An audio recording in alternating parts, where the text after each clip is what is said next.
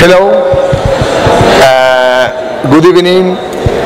Thank you for coming, IAAC.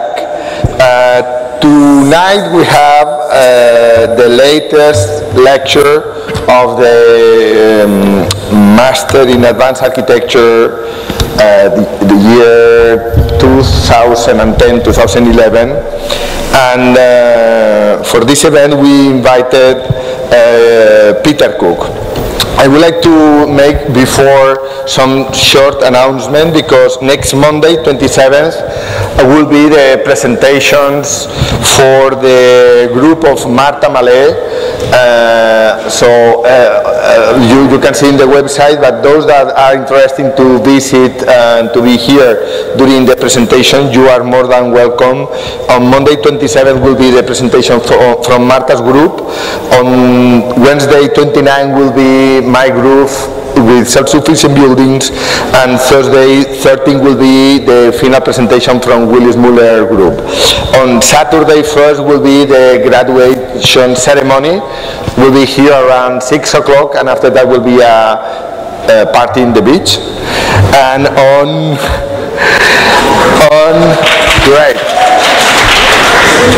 on Sunday will be alumni meeting and also a barbecue in Baidaura. So next week, those that are not students but are interested on visiting and be present during the final presentations and even to come to the beach party, you are more than welcome.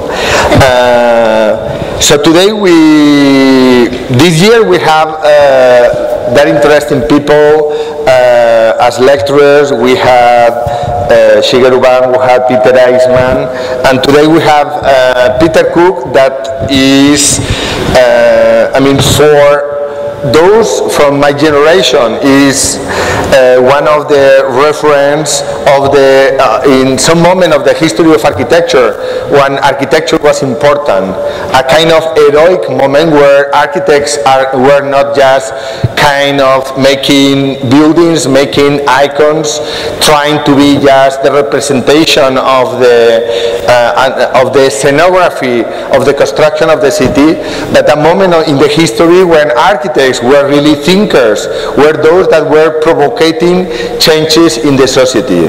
This is the moment when even there were singers that were really doing the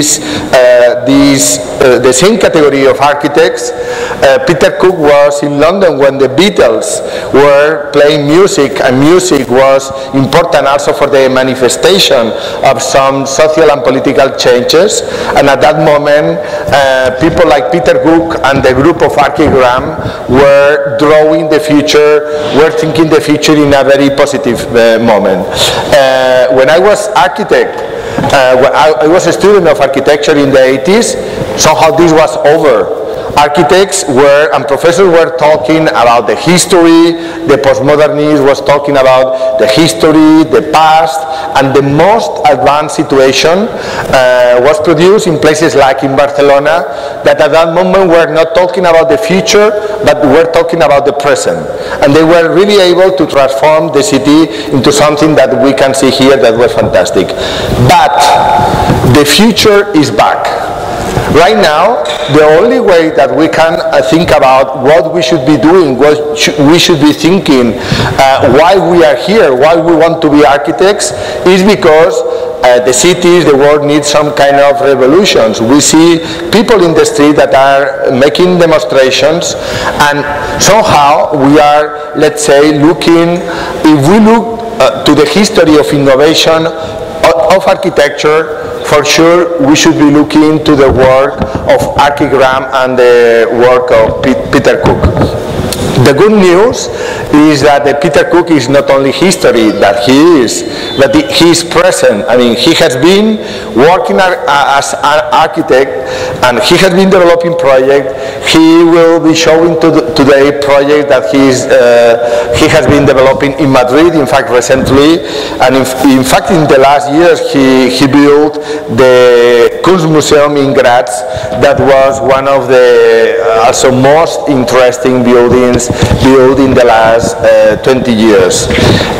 He was professor during many years in the Architectural Association. He won every kind of awards.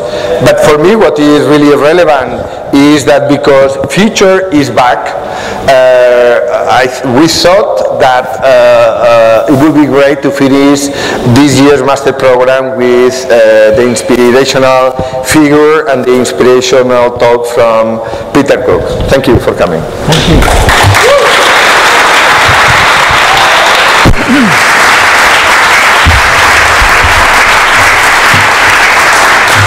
Speaking as a piece of living history then, I have entitled this lecture Slithering Towards a Non-Solid Architecture. I was talking to some journalists earlier in the day, and I was saying that there's a tremendous tendency, particularly in the United States, of positioning before you ever say what you did.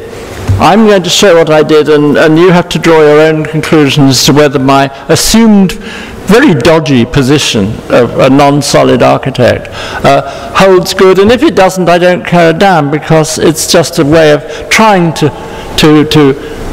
make a gesture towards the business of positioning, although sometimes it's useful to ponder and say, what the hell have I been up to? What am I up to this week? What was I up to 10 years ago?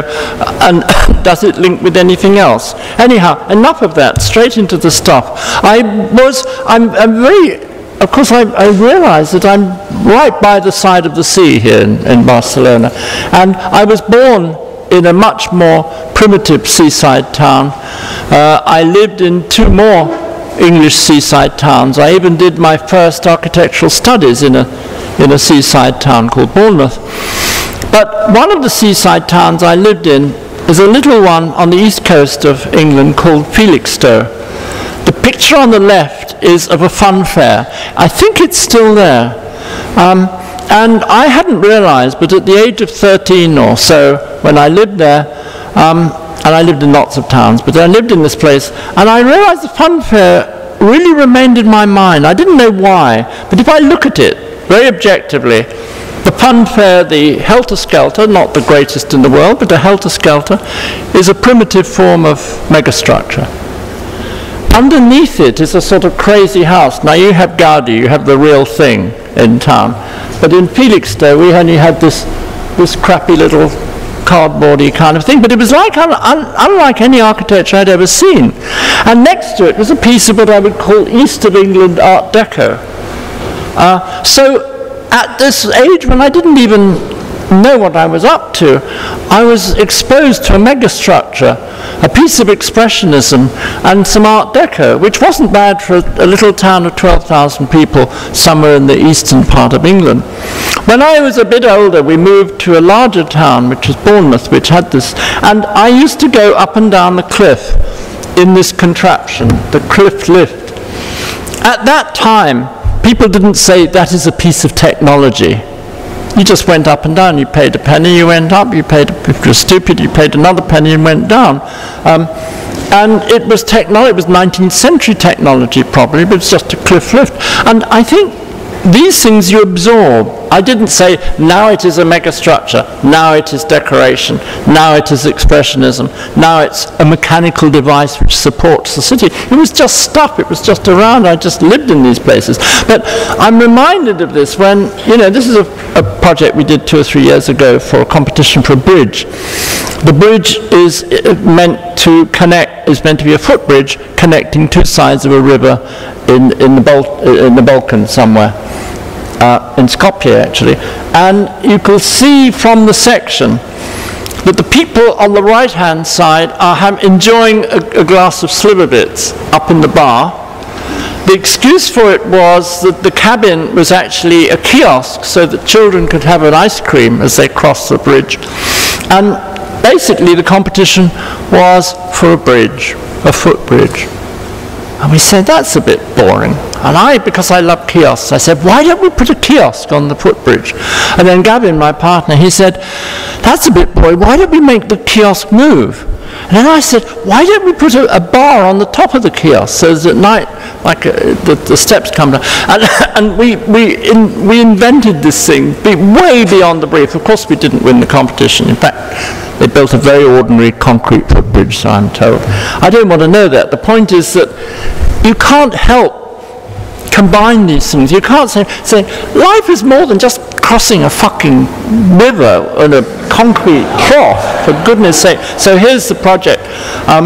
You can see and it moves so that you can joke, tell the time by where the thing is. If you've had a couple of sliver bits, you probably can't tell the time anyhow, nor do you care. But it's sort of, in a way, making something out of nothing. And you could say that architecture, anyhow, is the business of making something out of nothing. When I was a little older than just using the cliff lift, I had been reading about architecture, actually, and in fact I was able, in this little tiny local school attached to an art school, I was able to start my architectural studies at the age of 16. The next year it was illegal, but I just caught it when I didn't have to mess around doing, advanced level theory. I just went straight into doing stuff, which I've never regretted. Anyhow, I was reading, as a child, I'd pulled my parents to take me to cathedrals and castles, and I made those balsa wood models of cathedrals and things. And then I started to read Le Corbusier. And then I suddenly one day in the local library, not the architecture school, at the age of about 15 or so, I suddenly saw this picture. It made my hair stand on end. It was like an aeroplane. It was wonderful. It was like nothing else that I'd ever seen. Forget all those crappy castles and cathedrals, and I'd lived in a town with 40 medieval churches, which frankly, when you've seen 3, the other 37 are wasting their time. But I saw this thing, and it of course was pulled down before I was born. It was the Paradise Restaurant by Gunnar Asplund in the Stockholm exhibition of 1930. I have never been able to see it. I've never been able to scrutinize it. I've seen a few plans of it, and I've never seen more than some watercolor perspectives or this black and white photograph. And in a funny way, when you get non-total information, somehow you can give more of your own imagination to it. If perhaps, had I been there, seen it, and seen the bits that didn't work, I could be sort of critical. But no, this was like nothing I had ever seen. It flew, it sailed, it had translucency and layering and sweetness and joy. It was wonderful. And it stayed in my mind ever since. I think we have, on the other hand, I'm being sort of, I regard myself as a liberal in my teaching and attitudes, but of course one has certain fundamental differences of approach with other architects. One of the cities, the city with the 40 medieval churches, is called Norwich, and I lived there also. My dad was an army officer. I moved to many places. And this is interesting in the sense that if you look at it, you see that it is a sort of mishmash of vegetation, buildings of every conceivable period, including an extremely good Gothic cathedral and a late Gothic cathedral on the hill. A man called Gilbert Scott won the competition for the Catholic cathedral many centuries later than the proper cathedral down in the foreground. What a terrible thing to do, to win a competition in a city that has a very good cathedral. And then you have to do a revival cathedral. I mean, it was a no-win situation, but I like situations like that. I like imagining what went through in his mind. And to fit it into Norwich, which of English provincial cities is one of the most interesting for many reasons. Anyhow, what you see there is imitation Swedish, real Gothic, a castle which is a rebuilt Victorian version of what they thought the Norman castle was, an old cathedral, a new cathedral, funny buildings, and of course Norman Foster if you go over the hill. But it is a collage. It is a living, vegetated collage of many mannerisms of architecture. Compare, the other day I found myself giving a lecture in Syracuse, New York, and there was heavy snow. I thought I was going to be stuck in Syracuse. I wasn't. But from the hotel, I photographed this North American city. Rectilinear, dead, dull, cold, nothing like the patchwork. And so I have to admit that, of course, a lot of that spirit of the patchwork, the romantic patchwork, the vegetation, the funny different mannerisms coming in. I can't stand North American cities, most of them. Certainly not little North American cities like Syracuse, where even when they try to be heroic, it's, you know? And of course we're surrounded by pomposity. There is the much discussed discussion of German buildings at the period just preceding and around the period of the Third Reich, and so it's very easy for us English to be rude about Bonarts. But also we should be rude about the buildings that we have down the end of our street, which we also had our pompous architecture, which people like me grow up sort of love-hating as we have to walk past it. And of course it's very easy to then single out the architecture that one hates because of its doctrinaire position, one also doesn't particularly appreciate the politics that went along with it. Two examples again, one German, one French. But we have our own British pomposity, don't we? People younger than me doing what I would call pompous architecture, and I actually, let's be frank, I hate this stuff. I think it pisses me off. But even people who one admires had their pompous moments. You know, some good architects have their sort of over solid moments, and this is really the kind of architectural situation that in a way I'm knocking at. And then, if you know to look, suddenly things take off. Whether it's Constant, who was tied up with a whole lot of intellectuals, obviously, I'm never quite sure about that, but I thought it was brilliant. Or nutcases like Ledovsky, you know, and his friends in Moscow at a certain moment in time. There was something ready to fly, and I think that child in me that suddenly saw this in the building in Stockholm that I could never see, the dream of the architecture that does not have to be bogged down and solid and heavy and serious. And you get all sorts of people doing it. You get a respected architect such as Hitoshi Abe doing a silly whirly thing. Then you get some very third-rate English people in the end of the 19th century, beginning of the 20th century, doing a popular tower. There is always the edges of architecture which are free and inventive.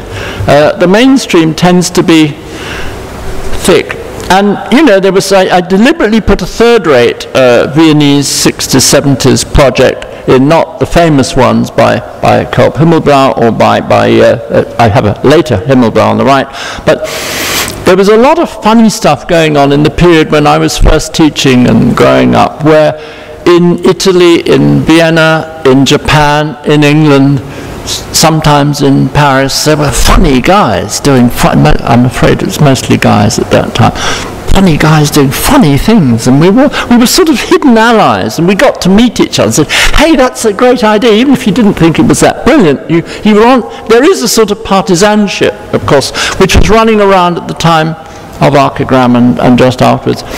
And yet there is also this piece of history that I come back to Norwich Cathedral, because if you look at it, if you look at what it was actually doing structurally, those guys had no computers, they had no steelwork, they just pissed around with stone, and they did amazing things, which anticipates the world which we're much more familiar with now. What would they have done with a computer and steel? God help us. And so there's a whole, I would say I ally myself with a certain stream of architectural development, which includes inventiveness at another scale. Obviously, you know, the Sharrow House at a completely different scale. That it's not necessarily flying, but my God, it's full of invention. And I think invention is a characteristic of architecture which is underexposed and under-discussed and underdeveloped. We underrate invention. And I deliberately like to put a piece of Sharrow which is, you know, stylish and elegant and considered against Masaharu Takasaki, who's a nutcase, you know, out there in even the Japanese think he's a nutcase. And so on, and just sort of quick references to reinforce. And then I'm fascinated by the work of Jesse Reiser and Umamoto, who we had to give a lecture the other day, and I've been meeting a few times this year. Anyway, and the fact that Reiser was very interested in the development of the Wellington bomber, which used a certain kind of geodesic structures. And then this, from this sort of schoolboy fascination with the machine and the structures, jumps through to the work that they have done in more recent years. So there is this interesting link between the sort of Second World War invention syndrome, which Archigram also was very, very conscious of, because the older members of Archigram, the guys older than me, had remembered more of that stuff than I did, and were quoting it. Warren Chalk quotes it extensively in Archigram 6, the whole developments that were made actually in the 1940s, which is a period that we never talk about. We talk a lot about the 60s, and the antecedents of the 60s going to the 50s, but the 40s, when actually, under the pressure of war, there was an enormous amount of technical development. And the Wellington bomber is part of that, and it's fascinating for me to see somebody a bit younger than myself, such as Jesse, looking at that period, because he collects bicycles and makes model aircraft, so maybe that's part of his brain. He's also a schoolboy. And I think that's a very important stream that links through to the digital world. The inventive world, the digital world, the let's make an aeroplane, let's see what it does, let's pull it. And I would stress the importance in my own culture of a whole series of generations of engineers based in London. I think we have some of the most fascinating and inventive engineers who, even if you go back into the 18th century, if you look at the railway stations, compare them with German or French railway stations, they were always more daring. They were pulling and pushing the structures till they almost collapsed. And that tradition runs in, it's what I call the schoolboy instinct of invention. So thus, finally, you wanted me to show a bit of Archigram. Here it is, but it's bedded, if you like, into that psychology, into that personal analysis of history.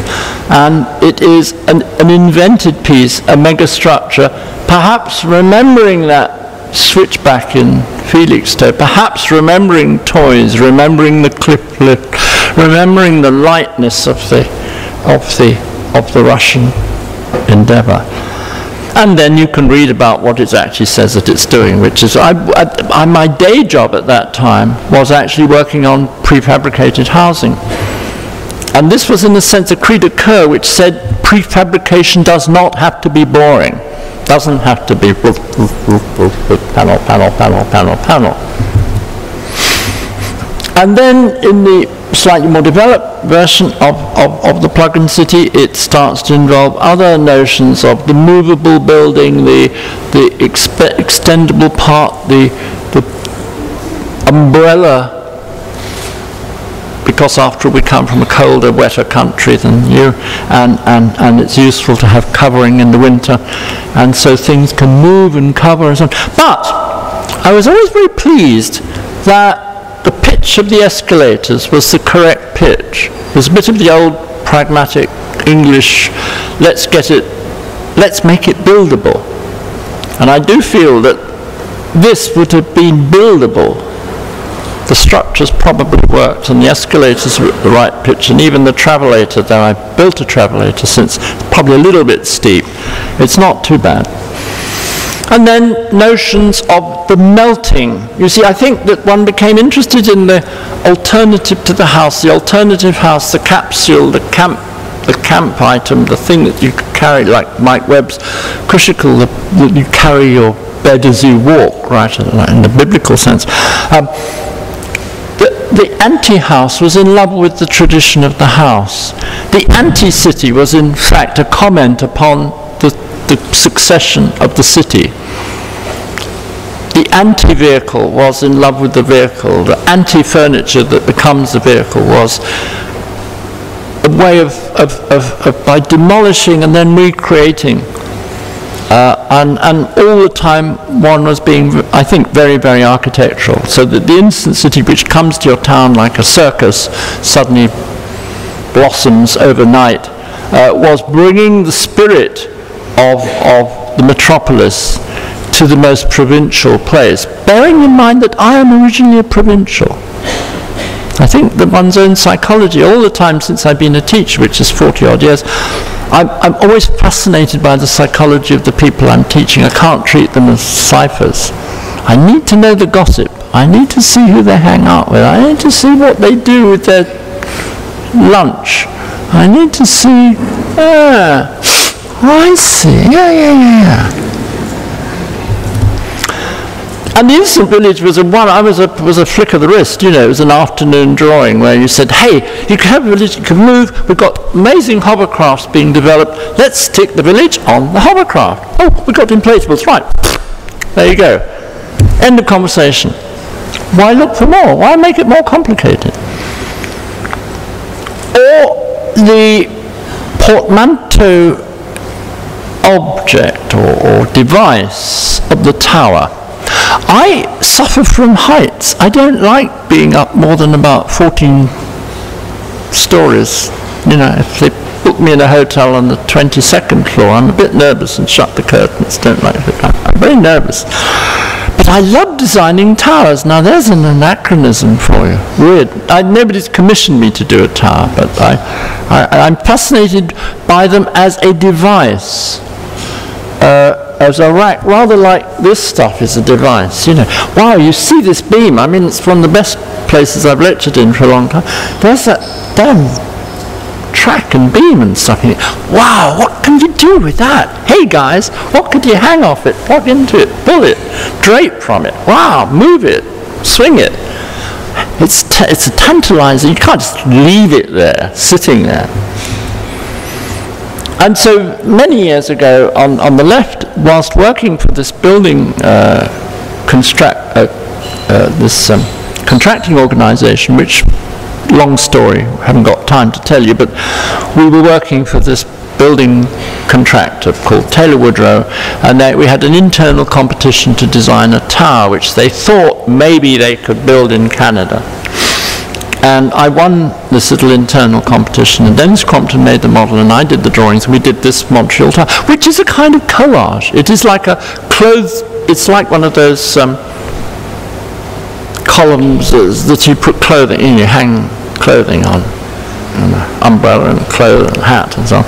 It's really a device for attaching different devices to, and then there's a little bit of a conversation about connecting through space diagonally, and then there's a little bit of conversation at the bottom of a sub-device, which is a kind of megastructure. And in fact, this tower predates the plug-in city by a year.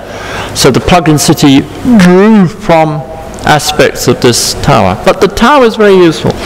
On the right is just a collage of several towers that I've done. It's a nice, pretty drawing. In '88, therefore, asked to contribute to an exhibition in Paris. It wasn't a competition, it was just a kind of seduction to do a project. I chose to put a tower by the side of the River Seine with vegetation as a continuous vertical garden and rotating double-height dwellings, so that if the spring blooms are out in the Jardin de Luxembourg, you would turn your apartment towards them. If the couple in the next door apartment were always shouting at each other, you'd turn the apartment away from that. And if you wanted to look at the garden inside, you would turn the apartment. A bit of a daft idea, but nice. And a colleague of mine came in one day with a photograph of a house in Germany in 1920-something, which rotated, was a circular house with a rotating building. And he said, look, somebody's done your thing. And occasionally that happens. Somebody says, somebody did your thing in 1890, or somebody did your thing last year. And there are two sort of constructs you can have. Either you can say, what is my life worth? What was it? Why do I do all this stuff? And they bring you this thing. Or you say, fantastic, what a good idea. I told you it was a good idea. You have to take a positive attitude. The middle picture is of a project in Hampstead, which is a part of London near where I live, and London is damp, and I have to admit to making puns from time to time, and this project is called Dampstead. And the idea is that you collect the water on the top of the building, and you let it trickle slowly down the south facade, and encourage the vegetation to grow up that facade. And it has a very small foot, it's a triangular building that lands on its toe, rather like a high-heeled shoe. And so it occupies a very small amount of ground space. The right-hand tower is a tower for Tel Aviv, and I should explain that my wife is from Tel Aviv, and I visit there from time to time. And there is a site, there is a circular area in Tel Aviv which was designed by Oscar Niemeyer, and he contributed towards the design of the buildings around the edge, but he never filled the middle in. Niemeyer said you should have 3 towers in the middle, but he didn't do them. And it's still an empty site. And so for somebody like me who visits occasionally, it's a sort of provocation.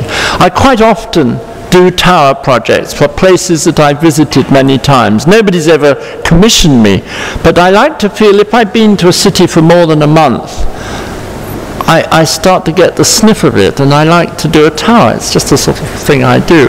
And so I did this tower for the unsuspecting city of Tel Aviv on the right, which is in a way a statement about the entrepreneurial character of many Tel Avivians that I know. And so it's a series, it's like a club sandwich. You stick and then you stick the chicken, the tomato, the bread, some more chicken, some ketchup, whatever the hell you make your sandwich out, or kebab if you like. And each of those layers has its own personality as a piece of architecture and its own sort of... So in a sense it's a functionalist statement, if you want it to be. In another town, which I'm now finding myself visiting again, for reasons that you'll see later, is Brisbane in Australia. But in '86 I was there as a guest professor, and I was 1 month with students, and I set the students a project by this river here, and at home in the house that we lived in, I did my own project, and then I presented it at the time when the students presented theirs. I'd not done that very often. It amused me to do. There are 2 towers suggested by me for Brisbane. One is a sleek tower, I would say not dissimilar from Mr. Nouvel's effort round the corner, but possibly predating it somewhat. And the other tower actually much more concerned with the indigenous architecture of Brisbane, because in Brisbane, which is a sort of hot, sticky place, and a swamp originally with a lot of funny animals and bugs and stuff that crawl up here and land on the roof and all sorts of things. Possums land on the roof quite regularly. It's quite nice. And there are what in English we call bungalows, 1-story, 2-story houses with verandas. And in the early days of Brisbane, when it was a colonial city, these pieces of these metal panels and legs and so on were shipped out from England. Then they started to make them themselves. And you get these amazing old houses with these naturally ventilated metal and timber houses, and the metal kept the bugs off, and the legs kept the bugs away. And they simply blowed through without artificial ventilation. I said, hey, wait a minute, why don't we do a kind of multi-story bungalow? It's just a series of the same thing. And alongside is this piece of freeway, which is one of my, I rather like this freeway. And you see it quoted down in the project itself. Very much more recently, and so we go as far as to last year, I'm still playing towers from time to time. This is a watercolor drawing of a tower to be located near to where I live in London. And it is, in a sense, a demonstration of the combination of different surface conditions, different structural conditions, everything from ETFE through to vegetation, through to normal concrete, through to etched out conditions. It's really a kind of formal collage, if you like. And then I spend a lot of time in the Nordic countries. particularly Norway and Sweden, and over the years. And I've been fascinated by this condition. You see these lanterns on this building, which was probably about 1910 period. The Nordic people, of course, have access to completely cheap electricity because of hydroelectricity, and they had a lot of dark nights. And in a sense, in their cities, they, at this period, celebrated them with these wonderful lanterns, so that as it gets grim and dark and suicidal, the lamps come on. And it's very sweet. And I did, again, because I spent a lot of time in Oslo, I did a project for Oslo, which is this one, where I drew from those lanterns, and then I made a kind of progress of lanterns, starting with the little lanterns like we saw in the picture, to lanterns which are the size of bay windows, which of course comes also from the English tradition of the bay window, and then up to lanterns which are room size, lanterns which are apartment size, and finally at the top the total lantern. So it goes from lantern, lantern, lantern, lantern, lantern. It sort of celebrates the business of this artificial light, which is so important to them. And very recently also a tower of a pylon with droplets. Now you will see, if you've been looking carefully at the earlier towers, you can sort of see where some of this comes from, except that the purpose of this tower is to grow algae, and since it's located in Taiwan, it's a very important aspect of the energy problem that Taiwan really has.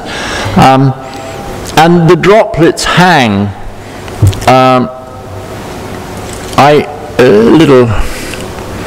sometimes one gets caught in describing what the hangers are like, and I said, they hang like breasts, and my wife said, no, they don't, they hang like testicles. But basically the purpose, either one or the other describes, in a sense, the tectonic form of these hanging elements, which of course, again, like the very early tower, the 63 tower, is dependent upon the armature of the tower. And although it was an ideas competition, we insisted on using Bureau Happold, who we like to work with often, to do a serious structure. So it is actually buildable. And now they have announced that there's going to be another proper competition. We got second prize in this particular competition, which was a lot of money. Kept the office going for three months. And the small amount of money we pay ourselves. And that's useful, and so we do a lot of competitions. And the other thing is, of course, that it's a question, again, of the armature, the clothes stand, being able to take a number of different conditions. And of course, this is also to do with amusing the public. The public is encouraged to come up and down this tower and to study the growing of the algae. And it's really a botanical garden hanging on a stalk.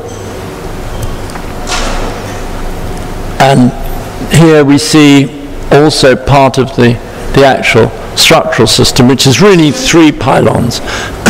Three pylons which have nodes that join them, and then these drooping elements that contain the tanks. And the droplets are there. But the question back to solidity, non-solidity, is a question of the percolation, to use a slightly difficult English word. I don't know, there's a Spanish equivalent, there must be. Of course, most of you don't speak Spanish, so I don't have to bother. Okay, percolation. Through and between the pieces of building, as in a forest. Also, often I've been inspired by vegetation. It's wonderful tectonics that do almost no constructed object can get close to the fact of, with the change of light and this imperceptible moment at which the incidence of the twigs and branches reaches near solid and then isn't. It's almost an untouchable aim, or in extreme conditions. This is a trick picture because it's a kind of reflections on, where it's difficult to categorize any of the components. I love things where it becomes really difficult to categorize. Or, of course, the Japanese, who have this extraordinary developed tradition of dealing with the natural, the apparently natural, and the positioned natural, and the developing positioned natural. And I think that there are many lessons to be learnt in urbanism from this conjunction of, or this play between collage, positioning, drift, layer, and repositioning, and change of value of something that's positioned. I think it forces one to consider, do we use too simplistic a language of yes, no, yes, no, yes, no?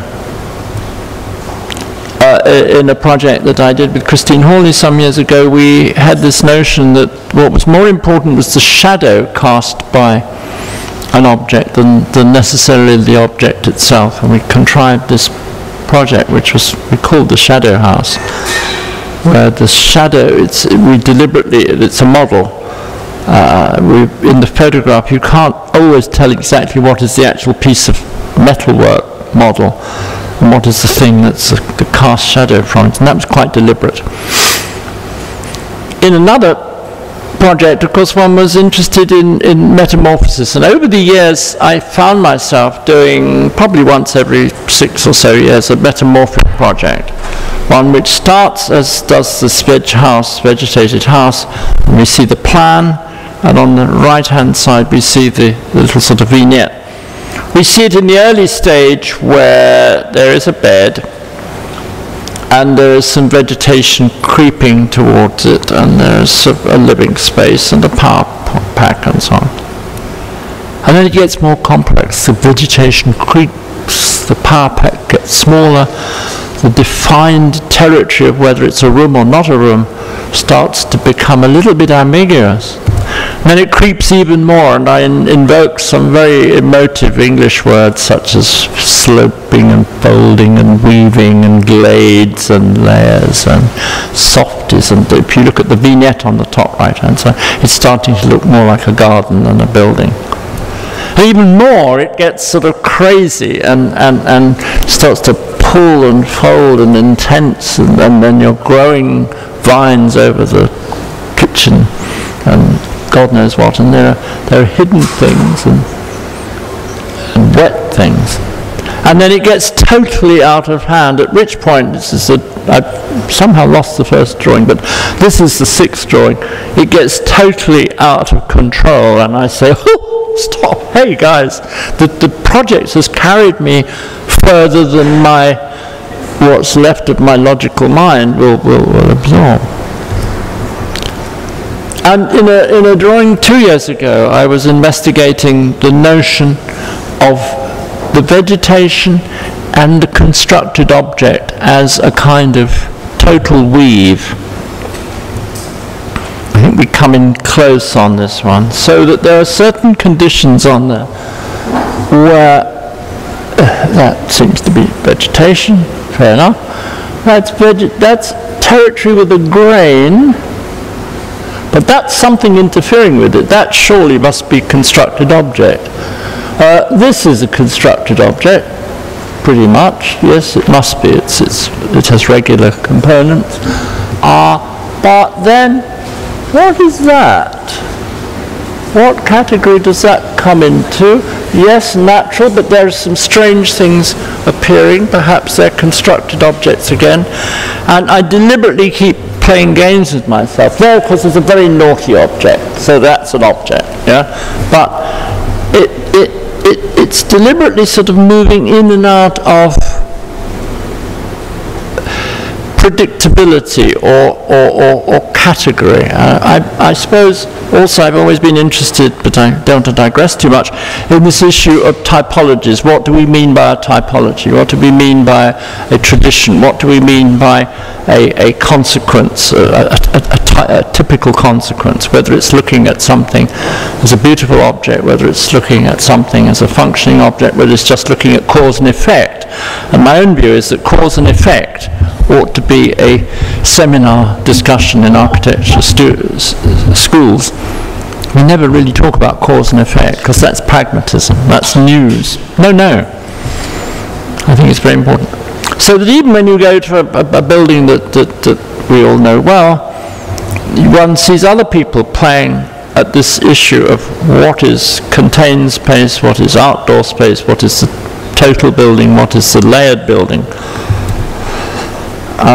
Or Tom Main in Caltrans in Los Angeles, again playing with layered space. So I'm fascinated by these architects and who are friends of mine.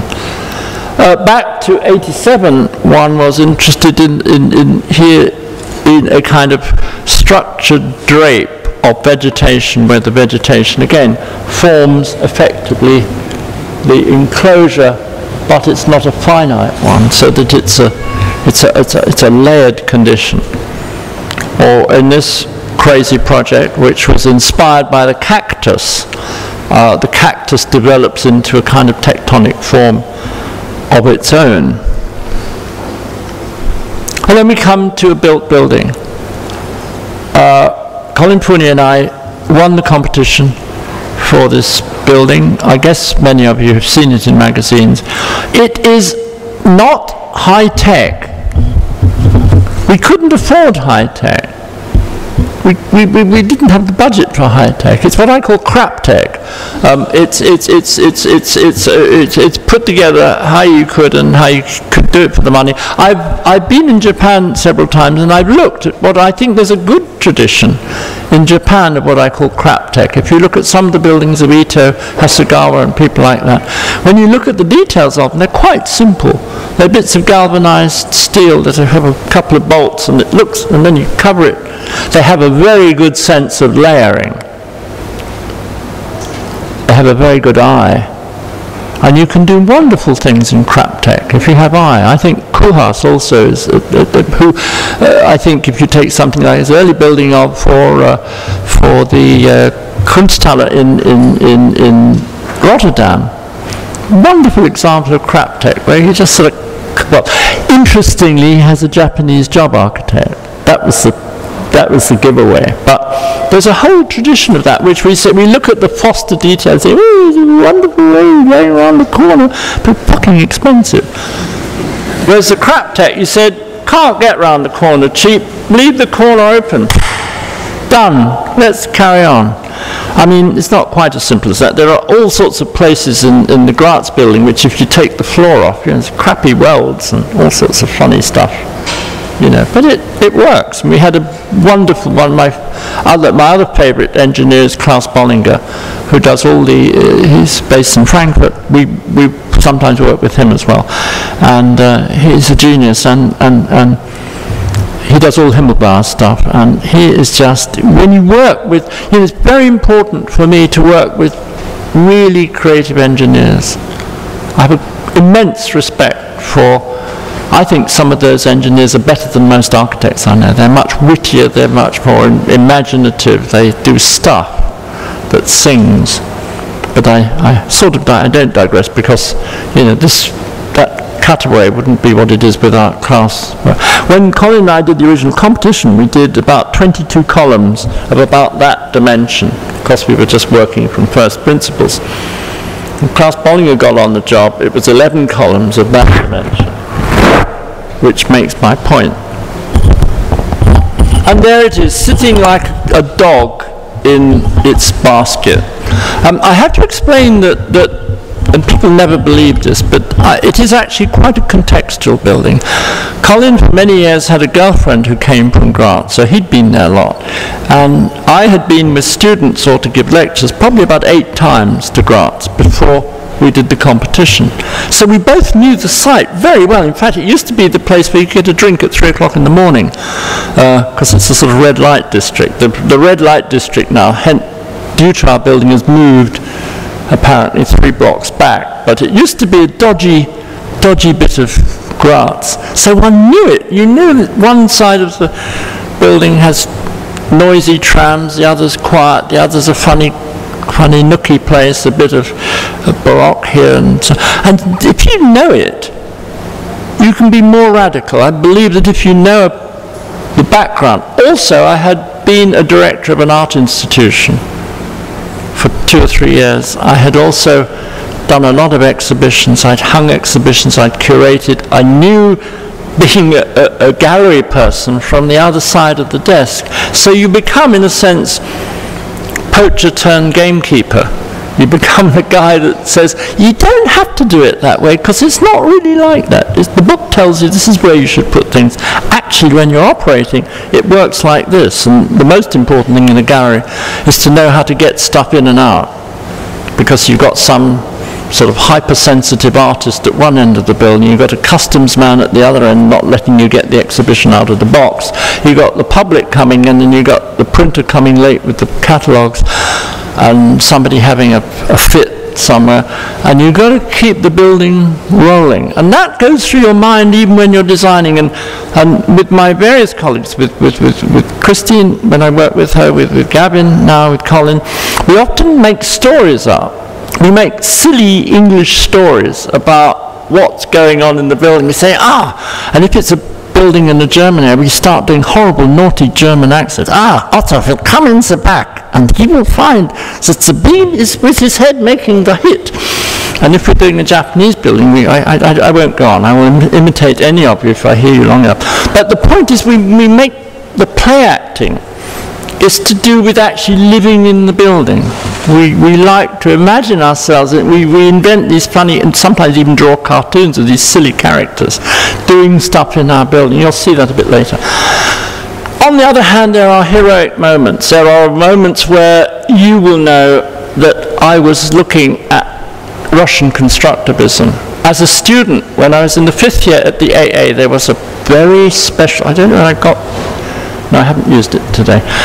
There was a very special book called Chernikov's 101 Fantasies in the original edition. It was so precious that the librarian would watch when we opened the cupboard and watch that we didn't steal the book. Somebody told me it's still there. The book is still there. They haven't sold it. And it was wonderful. Because Chernikov, I digress, he wasn't, strictly speaking, a constructivist. In fact, he was frowned upon by the real constructivists. It doesn't matter. He did these amazing, extraordinary, inventive, coloured, beautiful, and wonderful cantilevers. And let's be honest with you, I wanted to do one.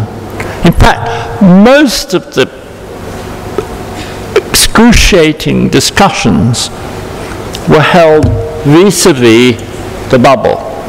Oh, the city was worried, could we do it? Did we know how to do it? Could Klaus Bollinger know how to do it? Did we do it? We did it. Okay. This, when it was starting to be constructed, when I saw this framework in the sky, I smiled a big smile. We'd had so much discussion of this. Yes, it's wonderful, but we've done it. Okay, done it, got the point, there it is. But this, I suppose, was my dream from a student, to do this thing and to curb the corners. And it sails. Yeah, there's Chernikov. That's one of the 101 fantasies, and this stuff sits in your head.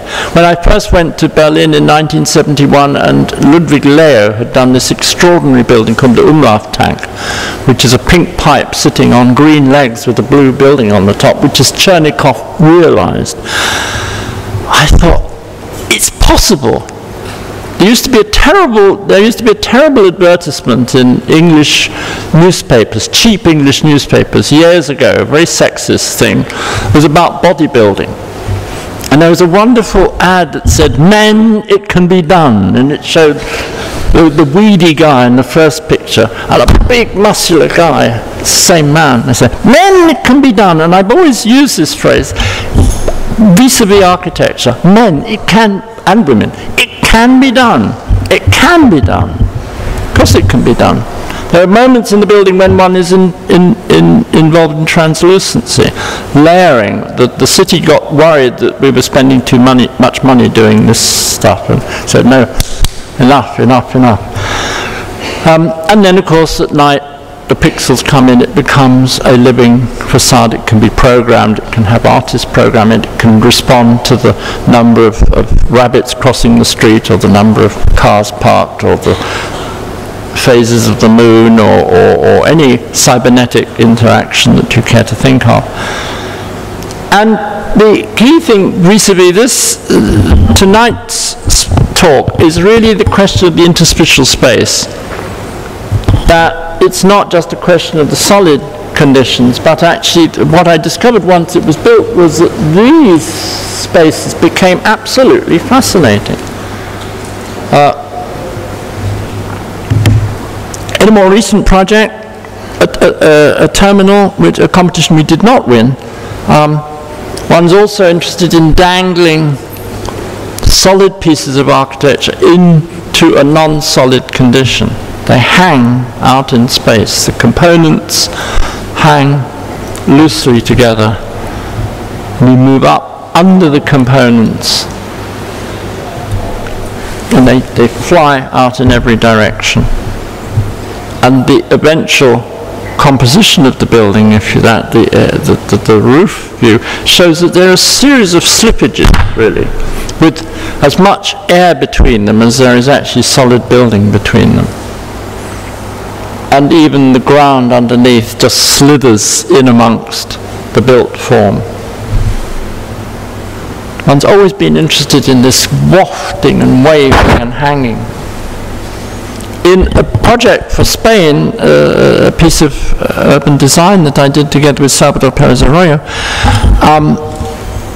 the piece that I mostly myself concentrated on was what I call the Acropolis element of the project, which is a small artificial hill upon which you gather the parts of the project. And what I was interested in a country that's hotter than ours is catching the breeze. Very interested in constantly catching the breeze and blowing the wind through it.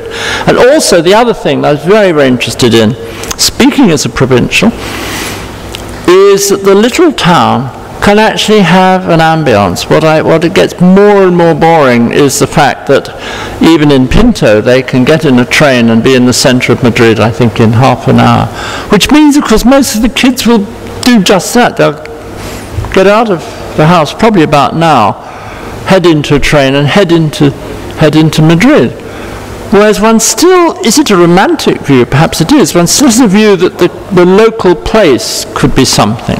The local place could be somewhere where you could hang out, where the notion of the flaneur is not to be dismissed, where the guys hang out looking at the girls, and the girls actually hang out looking at the guys, and people are having the odd smoke and gossip, and somebody's parading by, somebody's skateboarding by, showing off, somebody's kind of being cool, somebody's not being cool, somebody's cycling by. So the running track for healthy early morning jogging turns into the broader boardwalk, a parade.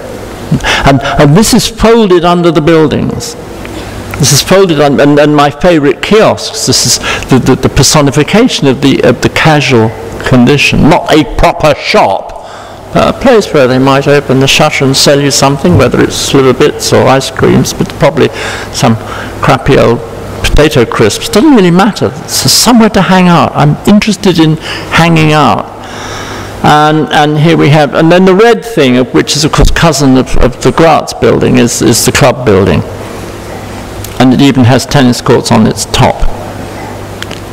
In another condition, a competition that we won about 3 years ago, unfortunately for Italy, meaning you win the competition and in the end it's a great chaos. But I think one of my favourite schemes, it's a small theatre, and the area outside it, which runs towards the the marketplace. What's interesting to me here is that, in fact, the marketplace and the bar and the outside cafe are really where the real theatre is. I mean, the number of days when in this small North Italian town people would actually go and watch the theatre. The theatre is them standing in the foyer saying hello to everybody. The theatre is actually them having a beer out on the terrace. The theatre is the kids watching the open-air movie. At which point we move to the next bit of the lecture, which I've lost. Oh, hang on. Let's get rid of him. And we'll bring him up.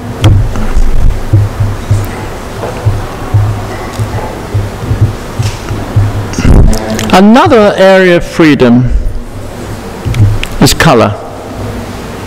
I like coloured buildings. Perhaps it's the pomposity of grey. Perhaps it's the pomposity of grey and biscuit colour. And in Madrid, that endless, endless dirty red. We deliberately have made our building in Madrid blue, just to say, screw you, I'm bored with that bloody red. I mean, I'll buy contextualism sometimes, but not that far. It's so boring. I mean, Frankfurt's the same. They have red sandstone. It's just they do all these awful, tedious imitations of sandstone, more sandstone, colour of sandstone. Red sandstone. You know, and then you go to Bath, it all has to be Bath, so it's very nice, and yellow, and sort of middle class, and Laura Ashley. So, you know, and I of course draw upon historical precedent. Berentz's Hearst factory in Frankfurt is a wonderful room. So our housing in Madrid is meant to be very blue. As built, it's less blue, I'm sad to say. Our intention is that it has kiosks planted under it. And the city asked us if we could design the kiosks. And we said, we don't. That's not the point. We have between us 10 or 15 years of expensive architectural education. We're the last people who should design the kiosks. The kiosks should be really, really bloody kiosk that some Charlie did, you know, who can't design. Then it has the real feel of the kiosk, but perhaps we're being elite in saying that.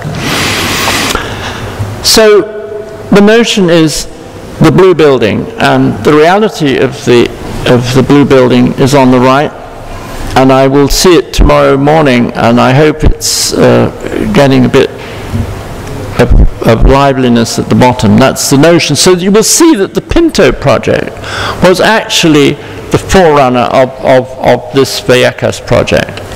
The two are related. The one is the child of the other. The ideas for this were actually thrashed out on the earlier project. And I had built housing, social housing once before in Berlin, where we did more or less have enough budget. Of course, as you know, in Madrid, this building went up to third floor and then stopped for more than a year with a dog and a tower crane on the site.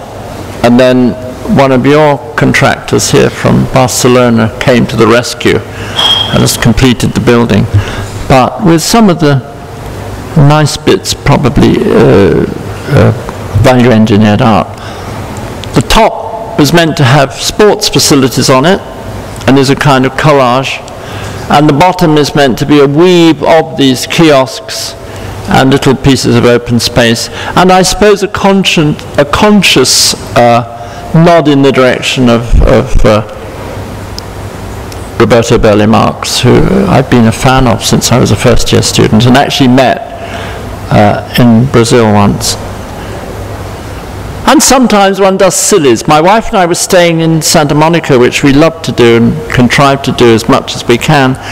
And we were staying in a hotel that faced inland. It was cheaper to stay on the inland-facing bit than the sea-facing bit. And about 3 blocks in front of us is another hotel. A thick concrete. You go to bloody Los Angeles. I mean, you know, half of Europe left Europe to go to the New World, to go to America, found itself in the Midwest, and itched to go further. Its dream was to go to California. And the dream of the dream on the most civilized parts of California is Santa Monica. You go all that way to the sun and and you build a bloody concrete lump. It's pathetic. So I said, I can't stand looking at this thing out of the window. I'll draw what they ought to have there. So this is, again, another flick of the wrist project. This is an anger project, really. Sometimes one does a series of drapes, again working with Bureau Happold on layers of drapes, where you don't do a complete skinning. You actually allow some of the more solid parts, or the inside parts, to actually poke through. You have a kind of deliberately broken egg skin, which I think is more interesting than just having a complete skin in many ways. And in my early work on the stadium, you won't find this now in the built stadium, but there were a lot of exercises when I was consulting with them to try and see how we could make layered drapes. A little bit in the inspiration of that Gunnar Asplund, perhaps. Or the Comfo Veg Club. Nobody has commissioned me to do a club. I would love to do a club. If there's anybody sitting here in the city of clubs, I would love to do a club. People say, oh, but you're too academic to do a club. I said, bullshit. Nobody's asked me. I'm interested in comfort. And I'm interested in vegetation. And I'm interested in electronic equipment. So you have a Comfo Veg Club which has electronics in it. Easy. It's rather like the Instant Village, which is, you know, hovercraft, inflatable, take it there you go. This is comfort vegetation equipment. There you go. Done. A couple of drinks will help. In the building that we're building in Vienna now, there is a color scheme where we have the facade of the building is a series of ribbons which go from the solid, darker, earthier color near the ground that gets lighter and lighter and lighter and lighter as you go up the building, with the flooring, or part of as much as we can get away with of the flooring, going in the reverse process. So when you're in the light part of the building, you have the darker flooring. As you get into the dark part of the building, you have the lighter flooring. When you're in the middle, it's the middle. And in Birmingham, which is not England's prettiest city, we were involved in a competition which I have to admit was won by the dreaded Foreign Office, when they were Foreign Office. And we did a coloured scheme. We had this notion that if you had a change of colour, the competition, I should explain, was really for putting a skin around a horrible old station. It's a very busy, horrible old station. Millions of people. I think it's the busiest interchange station in Europe, God help us. It's full of people changing trains. It's a crap building, but the rail authorities only wanted a skin job, a cosmetic job. So we said, why not make a coloured skin and wrap it around, moving from red facing a red street, blue facing the Future Systems blue building, yellow facing the south, etc. We sort of massaged the program so that it would work in this way. And there it is, a series of drapes, of coloured, progressive colour drapes in aluminum. And then another failed competition is for the Taipei pop strip, where two or three things are going on. It is a long, sort of half-kilometre long strip. At the city end, which we see in the foreground, it's stiff, almost de style architecture. And there's a certain colour range. As the project moves along, the formalism of the architecture loosens. It becomes looser, and it becomes looser and looser and looser. It goes through another colour sequence, and then it turns into silver. or metallic. That's the only one I got at that. For some reason there's only one slide of that. In Latvia we did another competition for a concert hall with, again, actually with Salvador Perez Arroyo. And we heard that the jury said in Latvia, "We do not want one of those." So they didn't get one. But that was in the wrong place. Here we're back to the Taipei pop strip, and you will see that the architecture moves from the stiff and then loosens and loosens and loosens and loosens and loosens. It gets very, very, very silly and wild at this end. It's an exercise in color change and also an exercise in release, formal release. Didn't win it. Sometimes we do colored projects that are really only colored at night. This is actually a white building that we did a program for the very precise coloration of it. And you needed the white building in order to play this color game. Very occasionally we do a black building. And Gavin, my partner, has recently bought an old mill in the countryside, and the surface of it is tar. And we find in the Baltic area, which is what this project was for, also there is of course the North Sea and Baltic ship tradition which fed into the farms, and where you use tar as a legitimate building surface. We became fascinated by this notion of using tar. So very occasionally we don't do a coloured building, we do a black building.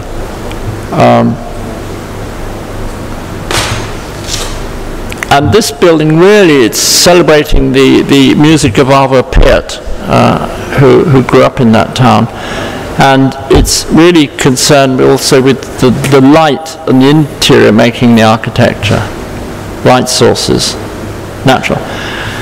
We then again sometimes grapple with the idea of what will happen to the world. This is an extreme response to an extreme situation. This is on the presupposition that London started to flood seriously, and the water starts coming up and up and up and up. What would happen in this situation? That's got totally out of position. What would happen is that the floods would come, and you would build again. Now this is a much more recent megastructure. It's a crap tech megastructure. It's not even crap tech, it's emergency crap tech. It's made of anything that you can lay hands on. Bits of old ships, bits of old planks, bits of old railways, bits of old stuff, and you just put these rough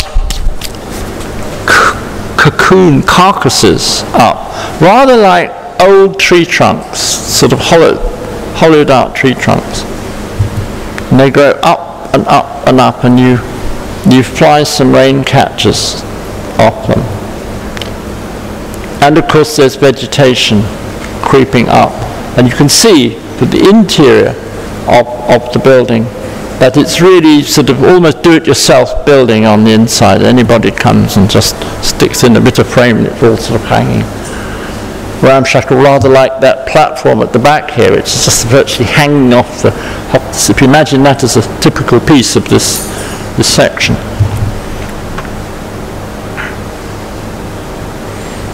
And then there's some crazy bits. There's some bits where we become a little bit more tectonic. We can't help ourselves. This is a little bit. It's sort of crap tech, but it's super crap tech. And the vegetation creeps up. Finally, I want to talk about designing for universities. These kids were my son's birthday party just about 3 years ago. He's just coming up to his birthday again, and I think this is 3 years ago. And he's the guy with the red vest on the left, by the way. And these are all his friends. In fact, many of them are still his friends. We know most of these kids. All of these kids are now at university. They were then 18, they're now 21, give or take, the average age of the kids. And there they are, sitting in our garden with a bit of temporary tents and, you know, usual rubbish, and having strawberry tea. And my wife is going crazy in the corner, feeding them with strawberries, and they're hanging, they're enjoying it. You think, bloody hell, these kids are all in concrete square rooms. Whether they're fancy universities or crappy universities, they're all sitting somewhere, most in England, a few elsewhere, in crappy concrete rooms facing some tired teacher. Does it have to be like that? This is IAAC in Los Angeles on a Friday night. One of my favorite architecture schools, in a big, extraordinary concrete building. Some of you probably know it, half a mile long. But on a Friday night, with a few beers, they want to get out into a loose condition. This is the École Spéciale in Paris, which is pretty loose anyhow. A loose condition in a loose condition. And my God, the École Spéciale in the where I was last night, actually, in the Boulevard Raspail, one of the nicest parts of Paris, one of the most, you know, full of redolent of art history, and where all the famous painters lived in the 20s and stuff. So they have a piece of real estate, a beautiful garden. They hang out, and they're very Paris students, you know, it's rather languid. They're not the same pressures there is in London and New York. It's sort of Paris in the springtime, I always call it. And actually we employed the guy with the hula hoop for a while, but I digress. And they're this hanging out, but these kids are elsewhere in concrete rooms facing the front. This is my point. And so when we entered the competition for the law faculty in Vienna, I was dodgy enough to produce this cartoon of my view of Viennese life, having been often to Vienna, having a lot of friends in Vienna. Viennese life can be all right, you know, in a drunken kind of way, in a kind of manic kind of way, in a kind of manic depressive kind of way, in a kind of neurotic way. It can be interesting, be all right. So why aren't universities like this? I said, you know, you can go off into a room, you can get pissed under the table, you can talk bullshit, and it's all part of university life. We tried to make the project like that. Fortunately, we won the competition. We've then been fighting to keep the bean counters away from some of the parts of the building that actually have these spaces in them. And here's the entrance to our building. It's by the Prater in Vienna. And it looks, it's a building with layers, many layers.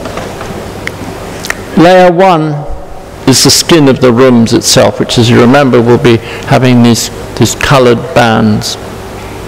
With layer 2 is the louvers that sit and deal with sun protection and sheltering.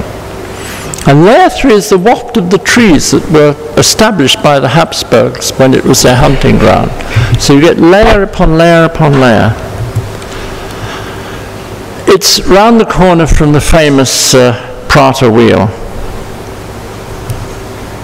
And there are a number of people who you may have heard of who are doing buildings around. Ours is a crab one. And there is, in fact, we're the one that's hard by the forest. It's a very long building. It's 270 meters long. It is both the law faculty and the central administration building. It's by far the largest thing I've ever done. And it slithers around the space. And in the process of slithering, it has these shielding devices as one of its skins. And you will see from this, which is actually the ceiling plan, you will see that we've managed to maintain some of these interstitial spaces for hanging out. And the library in particular is a very liquid kind of space for people. Plenty of places that aren't just to do with looking at books, but just looking or being or hanging around, and wrapped into the garden that runs over the top of the library. And then it has a number of kind of capsule elements within it. And then in the garden, which rides and then jumps over, there are these nozzles which you can sit on. They're both lighting nozzles and sort of sitting bum nozzles. So you might, when you're reading a book, see somebody's bum up above you, which we think would be rather interesting. And it hasn't been edited out. And so the slither is a very important thing. The banding is important, and the screening is important. And that's a section through the library, which is, you see the garden running over the top, and a lot of diagonal conditions within where you can be working on something and see out and through and up and out and through and into the garden, and sit above the garden also. So it's very much folding the park into the building. More of the same. And the library itself with these view conditions. And that's the state of play on site at the moment, so it's actually coming out of the ground, I'm very pleased to say. The final group of slides will move to another part of the world. I never get any work in England, and I want to show you this, which I have to get up off there. Just a small pause for electrics to happen. There we are.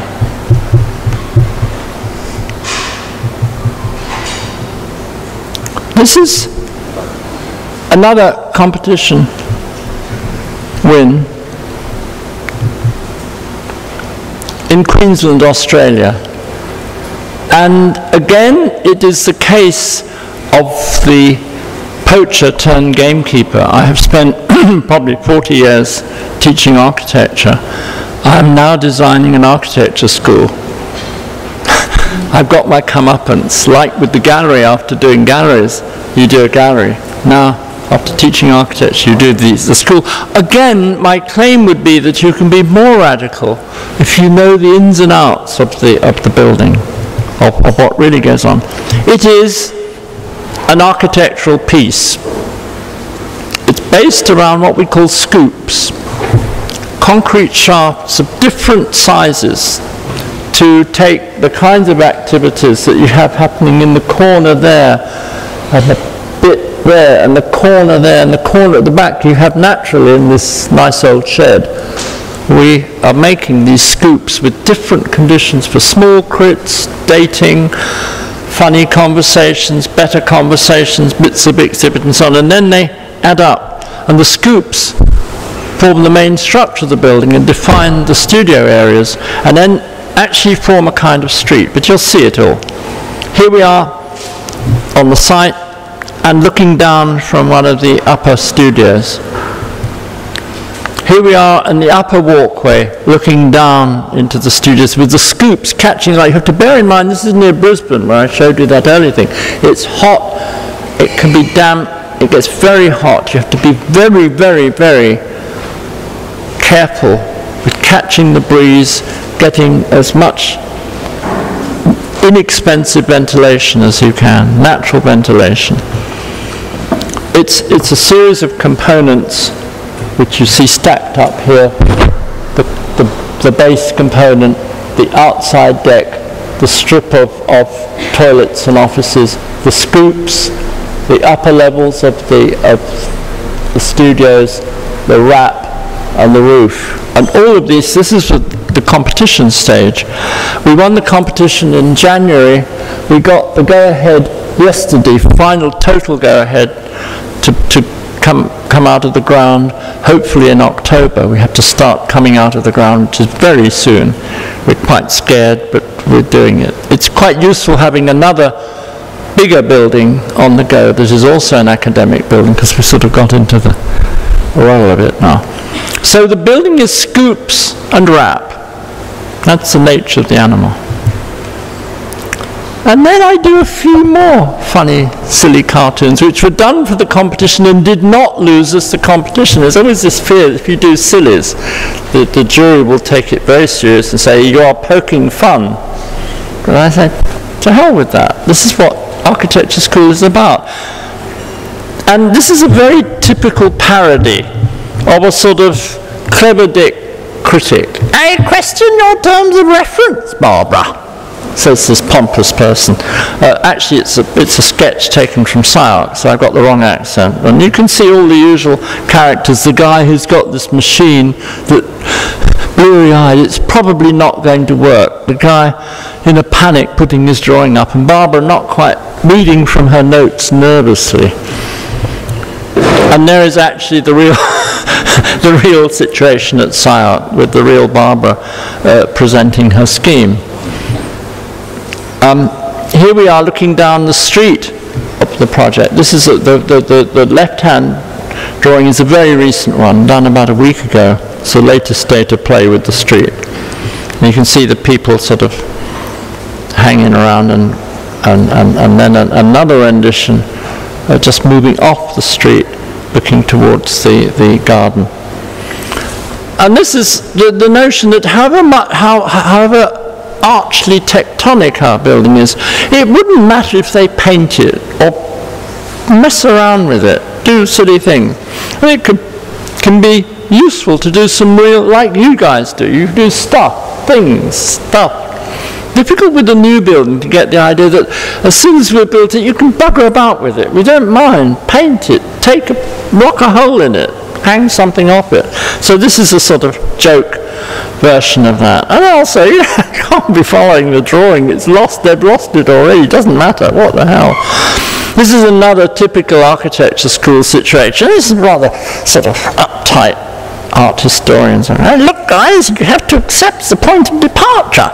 And there's some older student there. This guy, you know, really thinking, bloody hell, why do I pay money for this?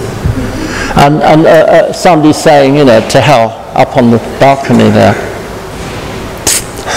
in an Australian kind of way.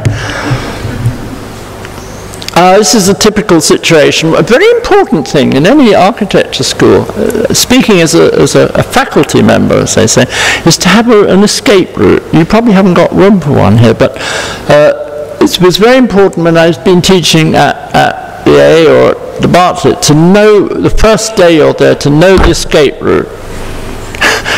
You see somebody really boring coming from over there, you say, fuck! And you make a you clear out before the boring person can get you. Sometimes you're trapped. But of course there's also the typical situation. Here's Jules, who obviously is never there. And I can't do an Australian accent really. I'll probably learn one. Nice to see you in the building again, Jules. You all know that sort of situation. But the key serious thing has been, and we're still working on it, of course, is to get the cooling system as efficient as possible and as tuned to the local wind directions as possible. That's a very particular thing on this site. There's a very particular crosswind, which is unfortunately coming from the hotter side. It's coming from the northwest, the north being, of course, hot in southern hemisphere. The wraps in the early stages have been, by implication, timber wraps. There may be some modification of that as the value engineers start picking away. So certain timbers, strangely enough for a country of its size, certain timbers in Australia are quite expensive. This is the entrance condition with the offices and cafe zacking out there, and the studios on this, which is the south side. Remember, that's the cooler side, and the conditions within. My experience, particularly at the Bartlett, has been that some of the best students do amazing stuff that it doesn't quite work. But it seemed a good idea at the time, and here's a sort of extreme version where 3 guys are trying to pull this bloody thing up out of the construction pit. It was a good idea at the time. Just at this moment, it's not a very good idea. It's causing a lot of trouble. And you have to make an architecture school able to take the most, as maybe you can, most ridiculous things in the most ridiculous space. And you have to make your spaces not foreclose that. You have to make them acceptable, accepting that. Very important. I don't know why this is not moving forward. We jump to. And so to remind ourselves of the system, and then another anecdote, which is the keen student. This really should have an Australian accent to accompany it, and I can't do it. This nerd-like character's found something. Said, I thought you might find this interesting. Because the 2 young fellows said, bloody hell, it's not remotely interesting, but the trick, if you're a good teacher, is to make it feel as if it's interesting. What's important to Mr. Young Nerd there in the red shirt is that you feel it's interesting. If he meant it to be interesting, maybe it is interesting. The rather sort of more academically, upwardly mobile member of the faculty sitting there working on his emails, he's not taking part in this conversation, of course.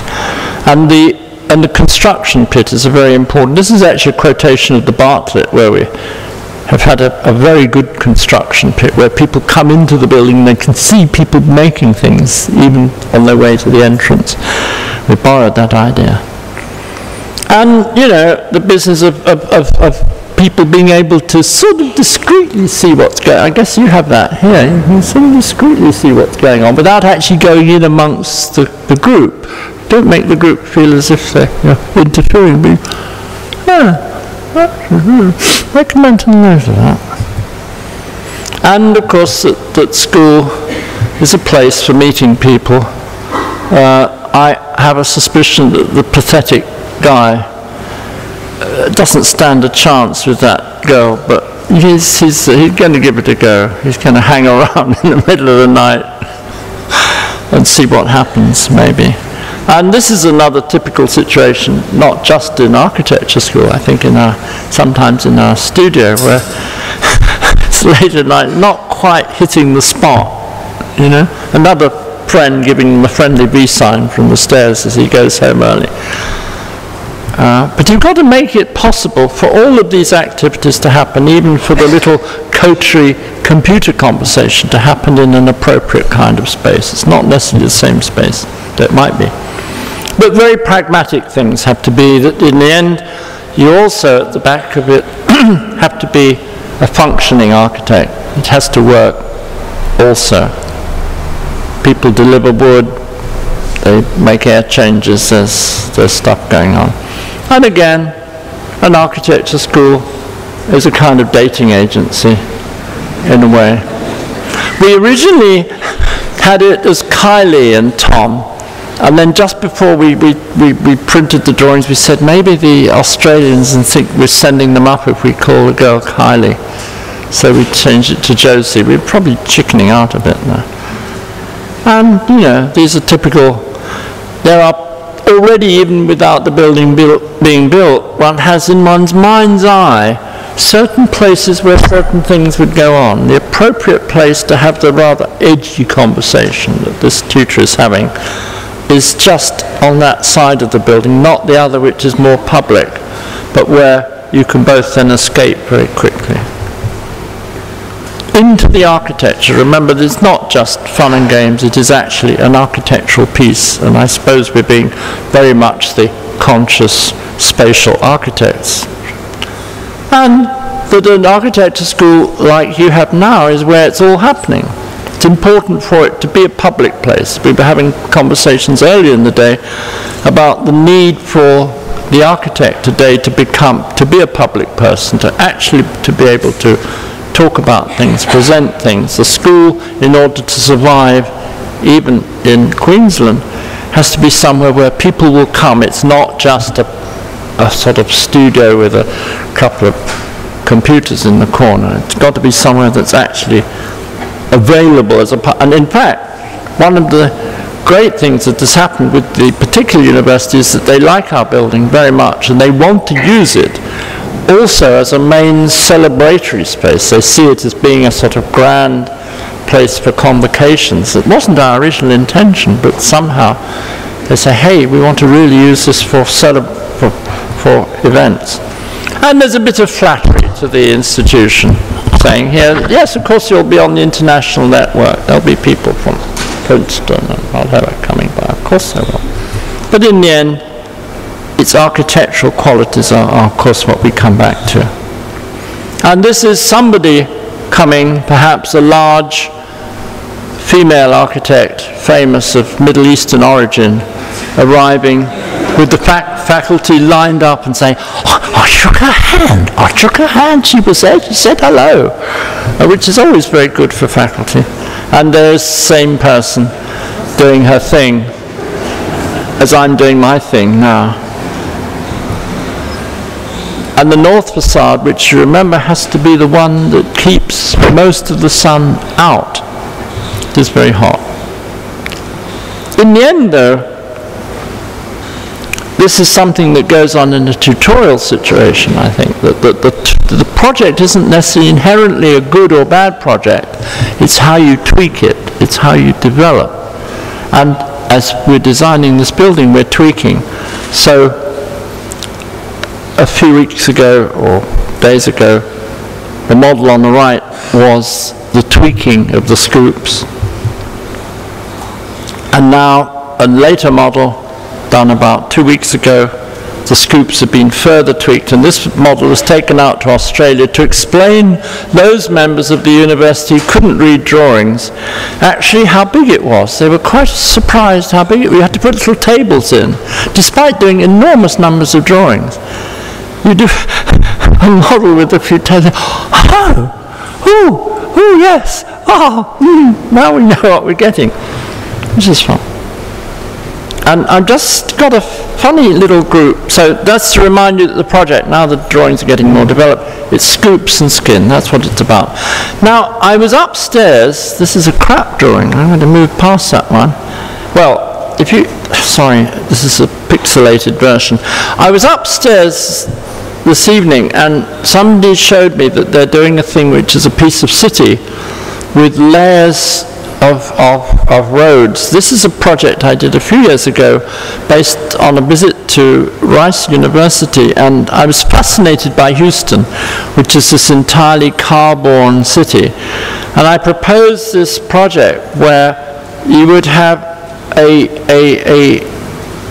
digital assisted tracking system for all the cars. You go into what I call Super Houston, and you would have this grid of roads, but they were controlled.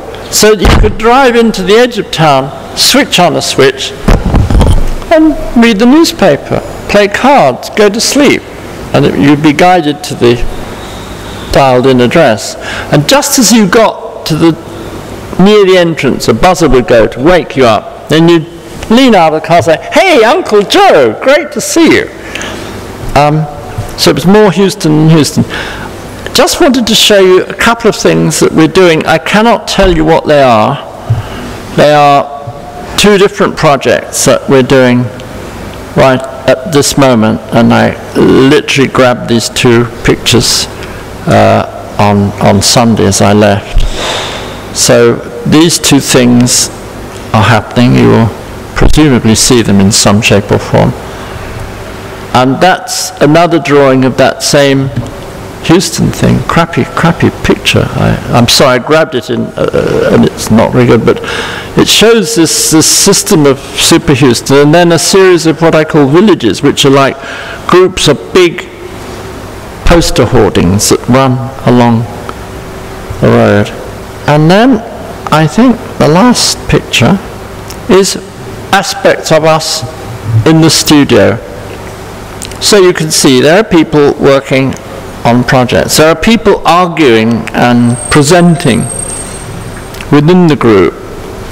And then the bottom left-hand picture is a nice one because it's some of the surviving members of Archigram visiting the office. So you can see David Green and Mike Webb. Dennis is just off the picture in the Crab office, and Gavin Rowbottom, who's the R of Crab, is the guy standing looking downwards. And Mike Webb is drawing an aeroplane. And then it turned into an aeroplane drawing thing. Mike Webb drew an aeroplane, then Gavin sat down and drew an aeroplane. We had a whole long conversation about aeroplanes, which is what one does when one's past and one's present meet. But it's still boys. You see there are a lot of ladies working with us now, girls. And in fact the scoops are being done by those two Chinese ladies. They're in charge of scoops at this moment. But it is still in spirit, I think, boys messing about with aeroplanes and drapes and things that fly and that are not solid. Whatever it is, don't make it solid. And just some thank yous to everybody.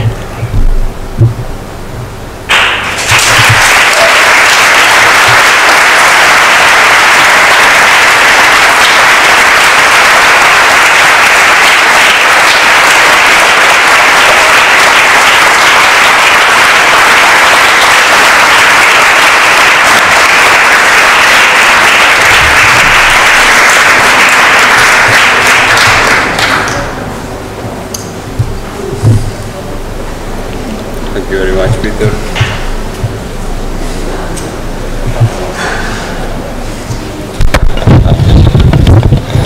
Thank you very much, Peter. And now some questions.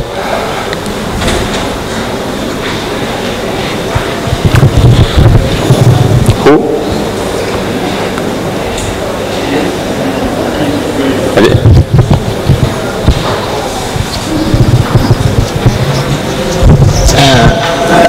Good evening. Hello. My question is about the title of the conference towards non-solid architecture, and actually I'm still very curious about what is this non-solid situation. Sorry. Yeah, if I do a sort of simplified answer or a simple answer, I would say it's to do with the preference of space above hardware. If it were possible to create space without hardware, that would be a wonderful ideal. But it's also the business of defying being stuck, being fixed. That's why I'm very fascinated by layers and drapes and veils and things creeping up on things and things not being quite what they seem. And even when they are, you can say the scoops are very definite elements, but also ambiguous because each scoop is different, and just when you think you know what it is, it isn't. I would like it to be more like that. And in some cases, you know, in the building in Madrid, obviously you have 100 apartment blocks and they have to have, you know, bathrooms and blah blah blah, but one even then tries to lift the thing off the ground and say the real ground isn't hugged by it, it's sailing up there like a ship, but the air moves through, the city isn't solidified by it.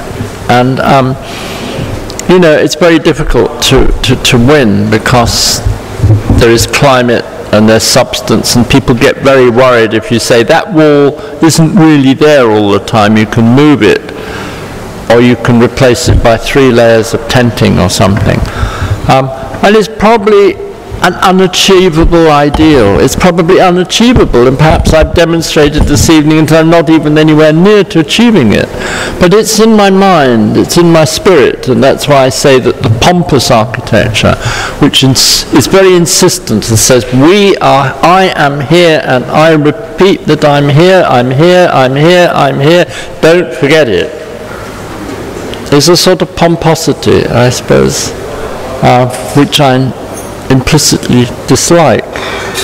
But as soon as you've erected a kind of objective like that, you realize how difficult it is to achieve it. And quite possibly in a year's time I will say, no, it wasn't it wasn't about that at all. It didn't achieve it all. There are other things I want to talk about.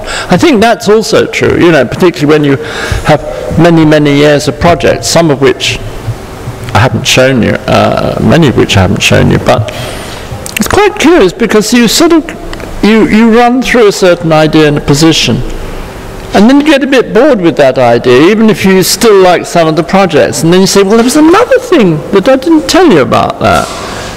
You know, it's rather like describing somebody's character, and you mention how funny they are, and then the person you've been talking to has gone off, and then you meet the person again, you say, well, I didn't tell you about Joe, was this other aspect, you know, how serious he can be, or how, I don't know, how good an athlete he is or something, or, you know, what a good cook he is, you know, whatever.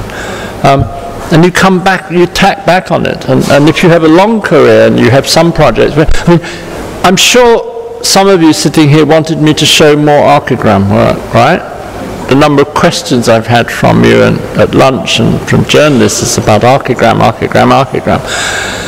And I'm not bored with archigram, but I'm interested in what I'm doing now. I'm more interested in what I was doing 10 years ago than what I was doing 30 years ago.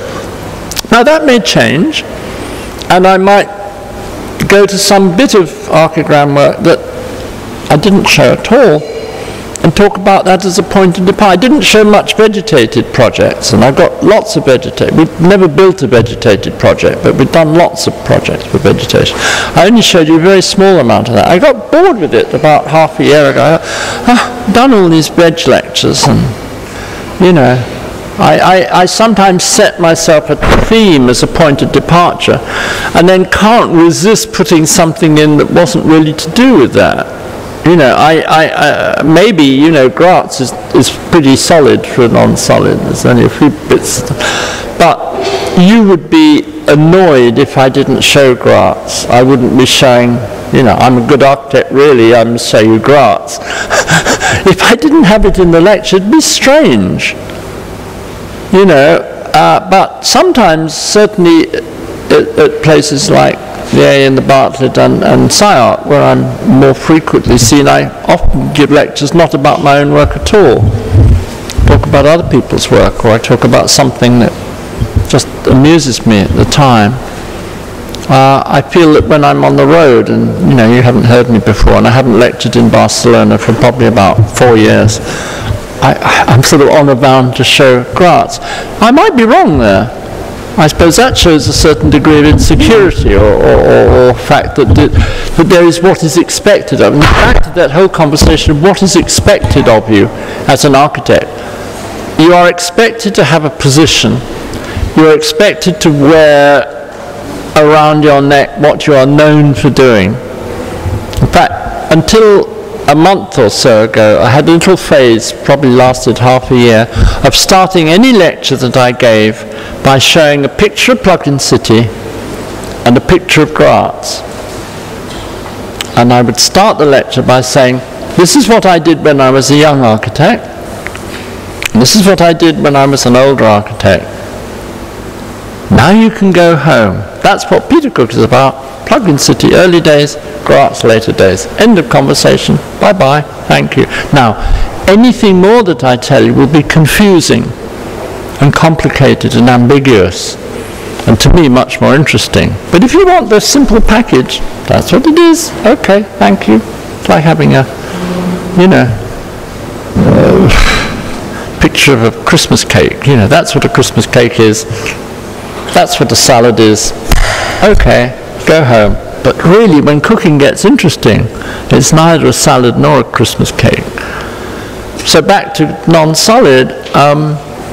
I think it's also slightly prompted by that, what I call the pompous younger English architects that are very popular, internationally popular, popular with the public. Everybody thinks they're lovely. I think they're tediously boring and irritating. So I cannot help my irritation coming through into the lecture. But, you know, I've got after Saturday, when I give a completely different lecture, and it's not a lecture, it's a paper in Madrid, I don't do any public lectures for about till early September, so I've got a break. I think between now and then I'll probably completely rethink I'll have something else to talk about. There'll be a couple more competitions that are finished, and I want to talk about something else, you know. So I don't know, I've gone badly off your question. I've slightly balked off it. It's a wish title rather than an achieved title. Though here and there I think it touches.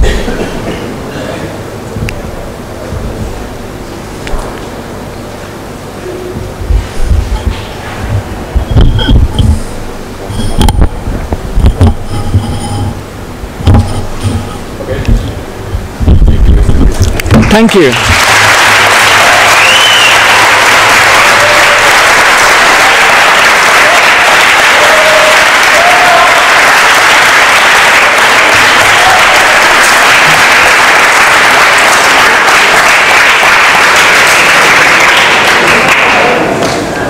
You notice I'm advertising the Comfort Veg Club to anybody who wants to build a club.